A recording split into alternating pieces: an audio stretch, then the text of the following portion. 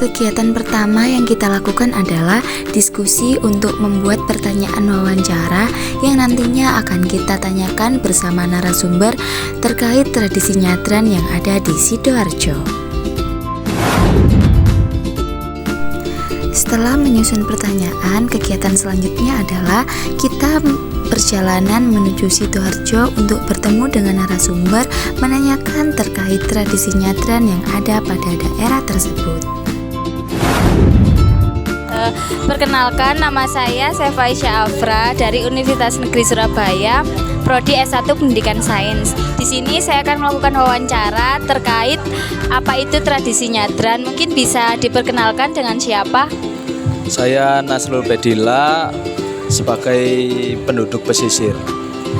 Baik, mungkin bisa dijelaskan secara singkat apa itu tradisi nyadran? Tradisi nyadran yaitu tradisi turun-temurun berupa doa bersama dan pelarungan sesaji. Sejak kapan tradisi nyadran ini dilaksanakan? Tradisi nyadran ini sudah lama dan menjadi budaya bagi masyarakat sekitar. Mungkin bisa dijelaskan apa tujuan utama dari tradisi nyadran sendiri? Tujuannya yaitu bentuk rasa syukur kita atas hasil laut dan memohon keselamatan dalam melaut. Baik, mungkin bisa dijelaskan bagaimana proses dari tradisi nyadran ini? Ya, yang pertama doa bersama, kemudian pelarungan sesaji berbentuk miniatur perahu, kemudian tumpengan.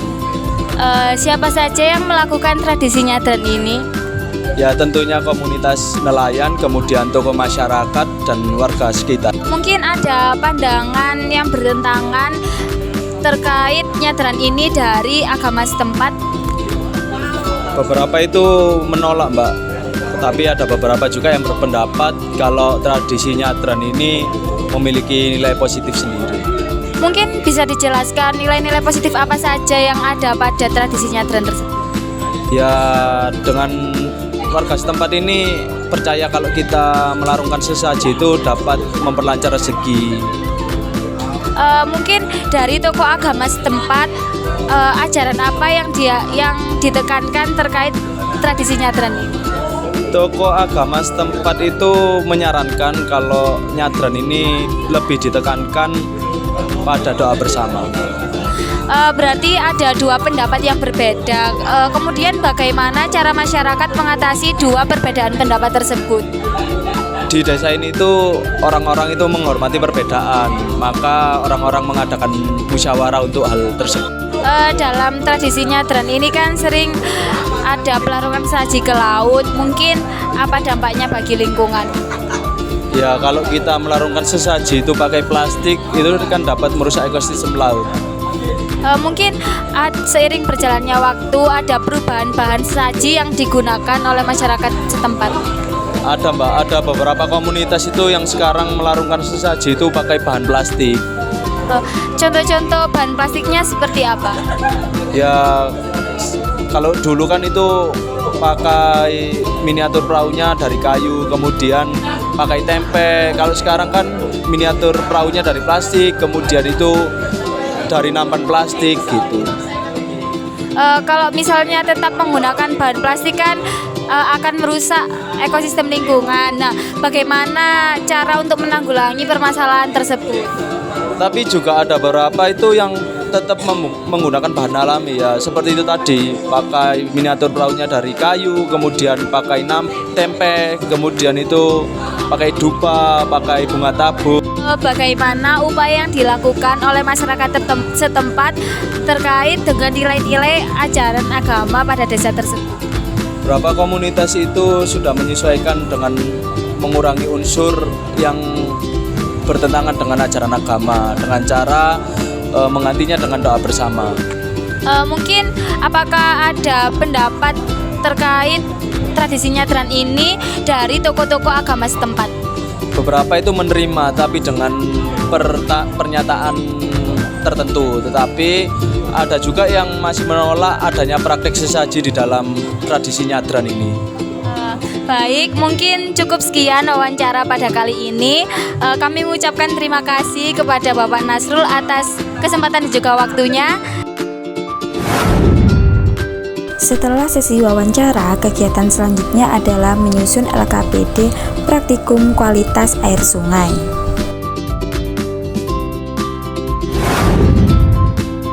Kegiatan selanjutnya adalah perjalanan ke sungai untuk melakukan percobaan tradisi nyadran. Setelah sampai di sungai ini, kita mencoba untuk melakukan praktikum di mana kita mulai mengambil air yang nantinya kita gunakan sebagai percobaan pelarungan sesaji ke dalam air sungai tersebut. Pada proses ini kita menaburkan bunga atau sesajen yang dimasukkan ke dalam air sungai yang nantinya akan kita cek seperti pH, salinitas, CO2, BOD dan DO-nya seperti apa.